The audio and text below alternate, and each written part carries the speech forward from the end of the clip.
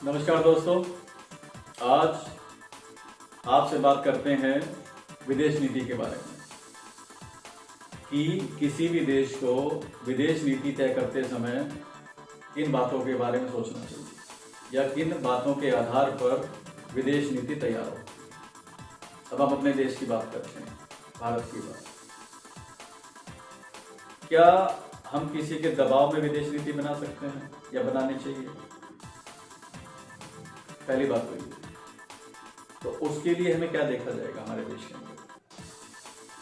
तो पहले अपने देश के बारे में जानना जरूरी है कि हमारे पास क्या कमी है, कहाँ हम पीछे हैं, कहाँ हम दब सकते हैं। सबसे पहले लैंड की बात करते हैं, भूभाग। दुनिया में सबसे ज्यादा हमारा भूभाग है, जमीन की कोई कमी नहीं, पहली चीज। दूसरा, मौसम की बात करते हैं। ऑल वेदर एटमोस्फियर है हमारे पास, हर तरह की चीजें हम उगा सकते हैं, बना सकते हैं। तीसरी बात, जनसंख्या। जनसंख्या की कोई कमी नहीं है, पढ़े लिखे स्किल हर तरह के हमारे पास आदमी नागरिक हैं, यानी मानव संसाधन। अब पैसे की बात करते हैं। पैसे में हम किसी भी मामले में किसी से पीछे नहीं। जितने घोटाले हमारे हुए हैं, जितने हमारे उद्योगपति पैसे लेके भागे हैं, जितने घोटाले देश में हो रहे हैं, उसके बेस पे तो हम ये कह सकते हैं कि पैसे की कोई कमी नहीं देश में। तो कोई पैसे का दबाव हम पे नहीं डाल सकता। टेक्नोलॉजी की बात करते हैं। टेक्नोलॉजी की बात करें तो हमारे IIT, IIM, NIT जैसे बड़े बड़े संस्थान, इसमें पढ़े लिखे आदमी जो पढ़ लिखे हैं वो विदेशों में काम कर रहे हैं, यानी हमारे पास टेक्नोलॉजी की कमी है। रक्षा क्षेत्र की बात करते हैं। रक्षा क्षेत्र में हमारे अपने संस्थान हैं, इसरो है हमारे पास, Indian space research organisation, DRDO है, डिफेंस रिसर्च ऑर्गेनाइजेशन। तो उसमें भी कोई कमी नहीं, हम अपने हथियार खुद बना सकते हैं, हमें किसी लेने की जरूरत नहीं है। यानी हमारे, और अन्न की बात कर लो एक और, तो हमारे पास अन्न इतना ज्यादा है कि हमारे देश की जनता भी खा सकती है और पूरी दुनिया को खाना खिला सकती है। तो और इन्हीं के बेस पे ही विदेश नीति तैयार होती है कि हमें किससे क्या लेना पड़ेगा, कहाँ झुकना पड़ेगा, कहाँ दबना पड़ेगा, ये सोचना पड़ता है। तो इतनी सारी चीजें अगर हैं तो हमारे पास प्रेशर की राजनीति तो हो ही नहीं सकती, कोई हमारे पे प्रेशर डाल ही नहीं सकता, हम किसी के सामने झुक ही नहीं सकते। ये बात क्लियर है हमारे लिए। और विदेश नीति तय करते समय ये चीजें एनालिसिस करना जरूरी है कि कौन सी हमारी कमजोर कड़ी। कमजोर कड़ी तो है ही नहीं, छोटी मोटी चीजें सब जगह होती हैं। जब विदेश नीति तय करते हैं तो उसमें कई बातें सोचते हैं। सबसे पहली बात, दोस्ती। दोस्ती करनी किससे के साथ है हम, या किसके पीछे पीछे घूमना है, किसका चमचा बनना है हमें, ये पहले दोस्ती की बात। क्योंकि भारत अपने आप में ही वर्ल्ड की सबसे बड़ी अर्थव्यवस्था है हर मामले में, तो हमें किसी का चमचा बनने की जरूरत भी नहीं, किसी के प्रेशर में आने की भी जरूरत नहीं। तो हम बराबर वालों से दोस्ती करें, इसलिए कि हम बराबर करें। उनके साथ चाय पी के अपने आप को बड़ा कर देना, ये कोई मानता वाली बात नहीं दिखाई देगी। अगर बराबर की चीजें दिखाई देती हैं तो दोस्ती करेंगे। जब किसी के साथ बैठ के चाय पी लेना और नाश्ता कर लेना और ये हो जाना कि भारत तो बड़ा हो गया, देखो बड़े आदमी के साथ बैठता है, तो उससे कोई फर्क नहीं पड़ता दुनिया, ना देश को कोई फर्क पड़ता। तो सिचुएशन में हमें नहीं आना, बिल्कुल भी नहीं आना। बराबर की दोस्ती करेंगे। दूसरी बात, इस दुनिया के सबसे ताकतवर देश भी हैं हम, बाकी देशों के बाद। चाइना ले लीजिए या रूस ले लीजिए, अमेरिका ले लीजिए, तो हम भी ताकतवर देश, और हर ताकतवर देश को छोटे छोटे देशों के साथ दोस्ती करनी चाहिए, तब ये महान बनते हैं। और दुनिया में बहुत से ऐसे देश हैं, छोटे छोटे देश, जहाँ की इकोनॉमी बिल्कुल छोटी सी, रिसोर्सेज ही नहीं, तो हमें उनके साथ बातचीत करनी, उन्हें दोस्ती करनी। यानी अमीर वालों के साथ डाइनिंग टेबल पे बैठेंगे बराबर के लिए, इसलिए नहीं कि उसके साथ बैठ के हमारा नाम पड़ेगा, जब बराबर की बात होगी तो बैठेंगे। लेकिन अपना रुतबा बढ़ाना है पूरी दुनिया में, तो जो छोटे छोटे देश हैं, इकोनॉमी कम है, जिनकी रिसोर्सेज कम है, उनके साथ दोस्ती करेंगे, उनको आगे बढ़ाएंगे, हमारा नाम बढ़ेगा, हमारे रिसोर्सेज भी बढ़ेंगे। तो दोस्ती का तो सिंपल सा लेवल है हमारे जो हम बनाने वाले। दूसरी बात इम्पोर्ट और एक्सपोर्ट की।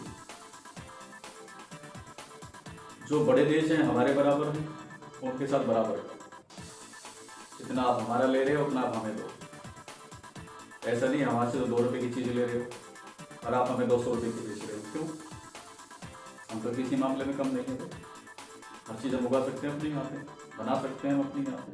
किस बात का दबाव हमारे में? अपने ही देश के नागरिकों को मार के हम आपका सामान लें और ये मार्केट को भर दें, ये तो हम भी बना सकते हैं बराबर की। जो कहते हैं कि हम आपके बराबर वाली अर्थव्यवस्था है, 2 रुपये की चीज़ आप हमारी लोगे तो 2 की हम लेंगे। आप हमारी 100 रुपये की ले लो, हम आपकी 100 रुपये की सामान लेंगे। और कंट्री फर्स्ट है हमारे देश में जो उग रहा है वो पहले हमारा है, उसके बाद बाहर वालों से लेंगे। खीरे तरबूज तक बाहर से आ रहे हैं, ये भी कोई बाहर से आने की चीज़ है? ये बताइए। डेयरी प्रोडक्ट बाहर से आ रहे हैं, अरे हमारे यहाँ कितना उग रहा है? कौन सी पॉलिसी पे चल रहे हो, ये बताइए। ये सोचने की जरूरत है कि जो हमारे यहाँ बल्क में पहले से ही पैदा हो रहा है, हम अपने देश को मार के बाहर क्यों लेते हैं? क्या दबाव हमारे ऊपर? ये नहीं होना चाहिए बिल्कुल। कंट्री फर्स्ट हमेशा होता है, जैसे कोई कैसे भी लेके चले। आपके घर में अगर राशन है तो बाहर वाला तभी देगा ना जब आप चाहोगे, कि आप भूखे होगे। अगर आपका पेट भरा हो तो बाहर वाला क्यों देगा आपको? कोई ज़बरदस्ती नहीं कर सकता आपके साथ। तो ऐसे कोई हमारे साथ ज़बरदस्ती नहीं कर सकता कि भाई साहब आपको लेना ही पड़ेगा। नहीं, हमारे यहाँ उगता है, हम उगा सकते हैं। तो एक्सपोर्ट इंपोर्ट अगर बराबर वालों के साथ करना है तो इसी पॉलिसी पे करेंगे। लेकिन जो छोटे देश हैं उनकी मदद करेंगे, टेक्नोलॉजी देने में मदद करेंगे, उनका साथ देंगे, उनका विकास हो। क्योंकि अगर हमें सुरक्षित रहना है, हमारे यहाँ शांति चाहिए, तो हमारे पड़ोस में भी शांति होनी चाहिए, हमारे पास के पड़ोसी में भी शांति होनी चाहिए, हमारे दूर के पड़ोसी में भी शांति होनी चाहिए। क्योंकि जब जंगल में आग लगती है तो लिमिट तय तो करती नहीं है, वो फैलते फैलते पता नहीं कहाँ पहुँच जाता। तो हम सोचते कि बहुत दूर का पड़ोसी और वहाँ पे अशांति है, तो कुछ नहीं पता, तो उस अशांति के बादल हमारे निशान। तो हमें अपनी तरक्की के लिए भी जरूरी है कि हम शांति बनाएं। तो ऐसी जगह जब डेवलपमेंट नहीं हुआ है उनकी मदद करें, आगे रोजगार डेवलप होगा, हमारे हाथ में। तो ये दोस्ती का लेवल। तीसरी विदेश नीति में तय की जाती है हथियार, कि हम हथियार लें या ना लें, किससे लें, क्यों लें। तो भविष्य में हथियार हमें बाहर से लेने ही नहीं, बिल्कुल नहीं, क्योंकि वेपन बेस्ड इकोनॉमी जिस देश की भी है वो शांत नहीं रह सकता, वो दुनिया में शांति नहीं फैला सकता, क्योंकि उसको अपने हथियार बेचने हैं। अगर अशांति नहीं होगी, डर नहीं होगा, हथियार क्यों बिकेगा उसको, कैसे बेचेगा? तो हमारी योजना ये है कि फ्यूचर में किसी से बाहर से हथियार नहीं लेंगे, हम अपनी ज़रूरतों के हिसाब से अपने देश में ही बनाएंगे, और ना ही हम किसी को हथियार बेचेंगे। ना, हमें वेपन बेस्ड इकोनॉमी नहीं बनाएंगे। क्यों? क्योंकि हमें भी फिर वही करना पड़ेगा। हाँ, टेक्नोलॉजी हम ले सकते हैं, टेक्नोलॉजी हम दे सकते हैं, आप अपने वहाँ बना लीजिए अपनी रक्षा की टेक्नोलॉजी ले लीजिए, और कोई हमें देना चाह रहा है तो हमें दे दीजिए, हम अपनी ज़रूरतों के हिसाब से उसको रेक्टिफाई कर लेंगे, मॉडिफाई कर लेंगे। तो ये एक भविष्य की योजना है जो हमारी बनी।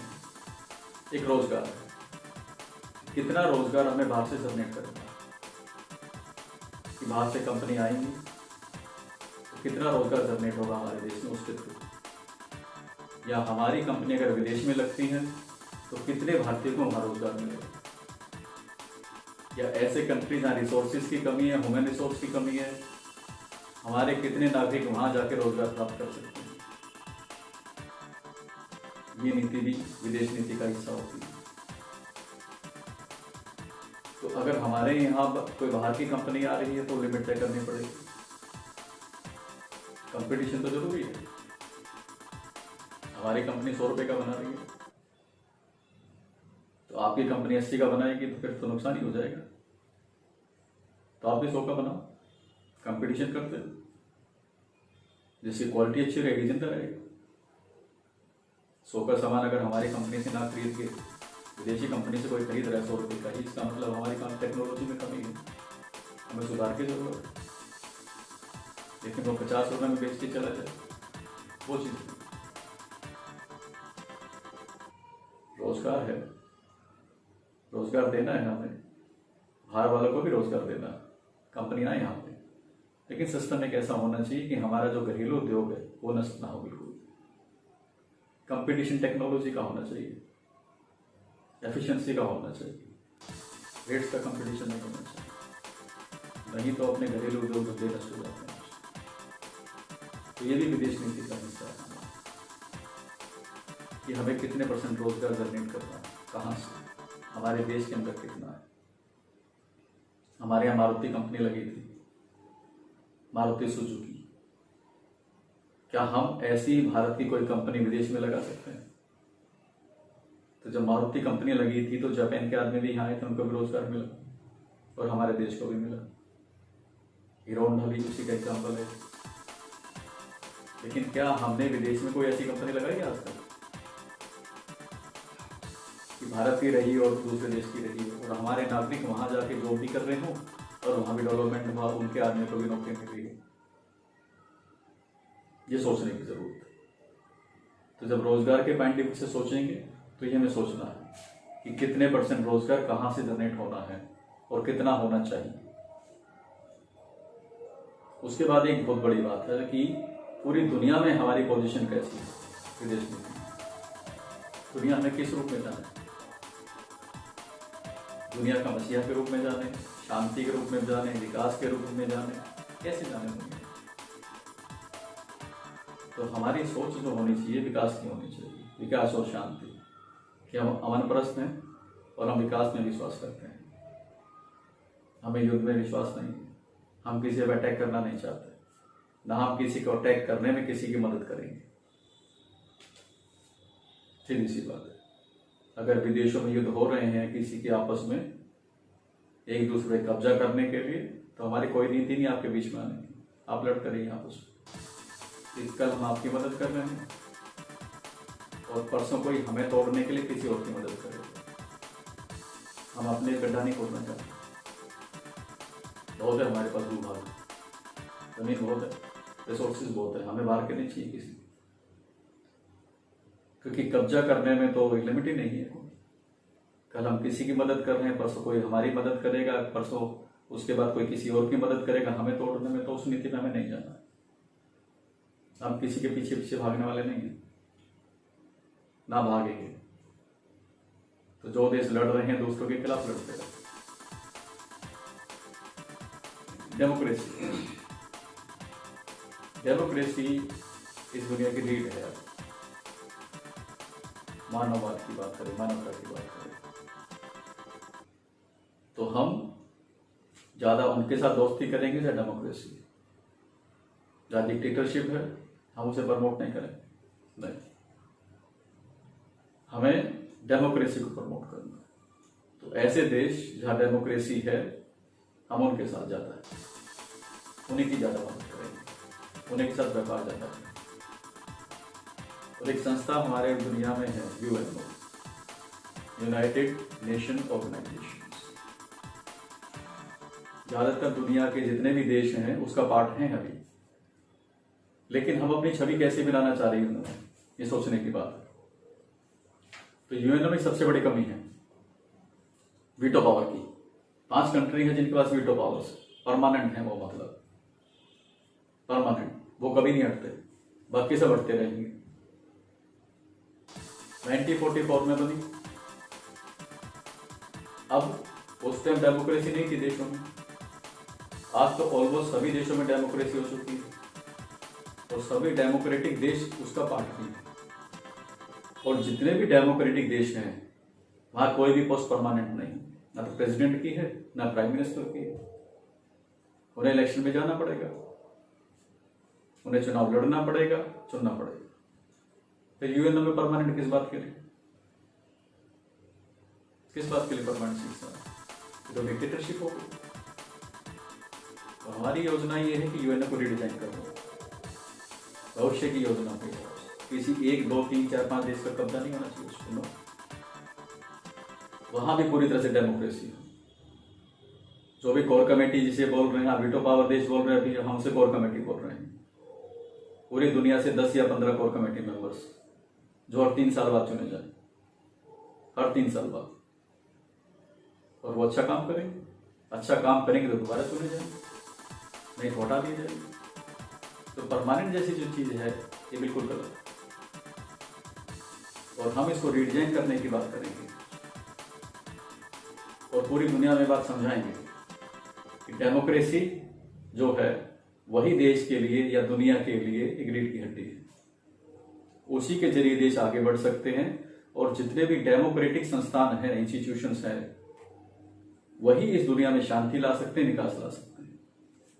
जो डिक्टेटरशिप की बात कर रहे हैं, जो परमानेंट की बात कर रहे हैं, वो ना शांति ला सकते ना विकास ला सकते हैं। वो शोषण लाएंगे और अशांति लाएंगे। ये बात हमें सोचनी है और समझानी है पूरी दुनिया में। तो हमारा रोल वही रहेगा पूरी दुनिया में कि ज्यादा से ज्यादा ट्रांसपेरेंसी, स्वतंत्रता ज्यादा से ज्यादा होनी चाहिए, डेमोक्रेसी ज्यादा से ज्यादा, और पूरी दुनिया में हमें यही छवि बनानी है। तो ऐसी तमाम योजनाओं के लिए आप सबको हमारा साथ देना है। ये भारत बदलेगा और हम इसे सब मिलकर बदलेंगे, हमें पक्का यकीन है इस बात का। तो फिर मिलेंगे आपसे, और लॉकडाउन के बाद फिर एक मीटिंग भी करेंगे। जय हिंद, जय भारत।